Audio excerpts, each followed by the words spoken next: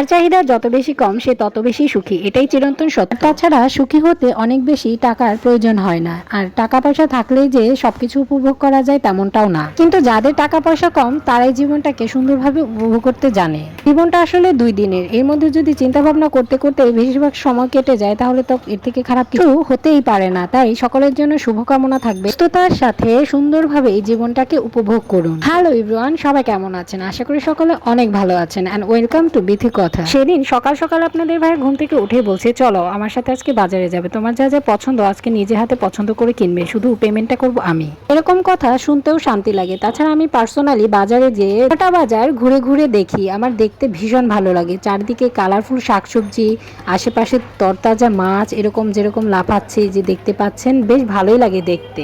Tilapia মাছ থেকে শুরু করে টাকি মাছ দেশি লাউ দিয়ে খাওয়ার জন্য এবং পাঁচমিশালো সব ধরনের মাছ, কাকচি মাছ আর মোরলা মাছ, অনেকে মলা মাছ বলে থাকবেন। এই পাঁচমিশালো মাছের মধ্যে ছিল চাপিলা, ট্যাংরা, পুঁটি, তারপরে মলা, ঢেলা আর অনেক ধরনের মাছ। যাই হোক, সবগুলো মাছ কিনে আমি বেশ স্যাটিসফাইড ছিলাম। আর এই যে দেখুন কই মাছগুলো লাফাচ্ছিল, তবে কই মাছ আজকে কেনা হয়নি। শেষে তেলাপিয়া মাছগুলো বাজার থেকে কেটে বাসায় চলে এসেছিলাম। আর এই যে ভাইরাল বিখ্যাত শাকিলা আপুর হাঁসের মাংসের দোকান, চলে এলাম এখানে। ওই যে বললাম টাকা থাকলে সবকিছু হয় না, আমাদের মতো গরিবরাও কিন্তু মাঝে মধ্যে ঘুরতে এসে পড়ে হুটহাট। এই সেই ভাইরাল বিখ্যাত শাকিলা আপু এখানে চালের গুঁড়া দিয়ে চাপড়ি বানাচ্ছিল দেখলাম। আর এই যে বিখ্যাত হাঁসের মাংস, এখানে কিন্তু অনেকগুলো হাঁসের মাংস একসাথে ছিল।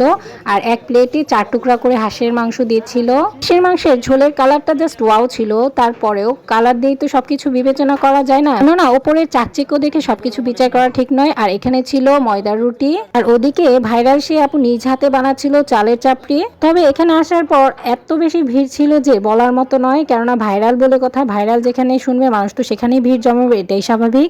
তবে ভাইরাল অনুযায়ী এখানকার খাবার টেস্ট আমার পার্সোনালি অতটা বেশি ভালো লাগেনি। আমি ভাই অন্যদের মতো না যে না টেস্ট হলেও বলবো যে এখানে আসুন, এখানে খেয়ে যান। আপনাদের মনে চাইলে আসবেন, না মনে চাইলে আসবেন না। ওই যে কথায় আছে বলে না, যত গর্জে তত বর্ষে না, ব্যাপারটা হয়েছে তাই। এনার নাম মানে শাকিলা আপুর নাম এত বেশি শুনেছি, এত বেশি ভাইরাল যে আমরা ভাবছিলাম যে কবে যাওয়া যায়। তাই অবশেষে চলে এলাম। আর চলে আসার পর তো দেখতেই পাচ্ছেন আপনারা সবকিছু, কিন্তু খাবার টেস্টটা তো অবশ্যই নিতে পারেন না। আমার কাছে যদি শুনতে চান আমি বলবো এটার খাবারটা আসলে এভারেজ, অন্যান্য দোকানের মতোই। এত বিখ্যাত এত ভাইরাল আমাদের শাকিলা আপু যে দোকানে জায়গায় নেই বসার মতো এবং অনেকক্ষণ সিরিয়ালে থেকে তারপর বসে খাওয়ার মতো সিট পাওয়া যায়। আসলে কষ্টটা তখনই সার্থক হয় যখন এটার টেস্ট অনেক বেশি ভালো লাগে। অবশ্য সবার টেস্ট একরকমও না, এই দোকানটাতে প্রচুর ভিড় ছিল। আমি আমার ভাইরাল আপু ভাইয়াদের জন্য অনুরোধ রাখবো এই যে আপনারা ভাইরাল হওয়ার পর আপনাদের সার্ভিসটা যেন ঠিক থাকে সেদিকে অবশ্যই সচেতন থাকবেন এবং সেটা নিশ্চিত করবেন, তাহলে জীবনে অনেক বেশি উন্নতি করতে পারবেন, সফল হতে পারবেন। গাইস, ভিডিওটা আজকের মতো এখানে শেষ করছি। আপনাদের কাছে কেমন লাগলো ভিডিওটি? যদি ভালো লেগে থাকে আমার পেজটাকে ফলো দিয়ে রাখবেন এবং ছোট্ট করে একটা লাইক দিয়ে দিবেন।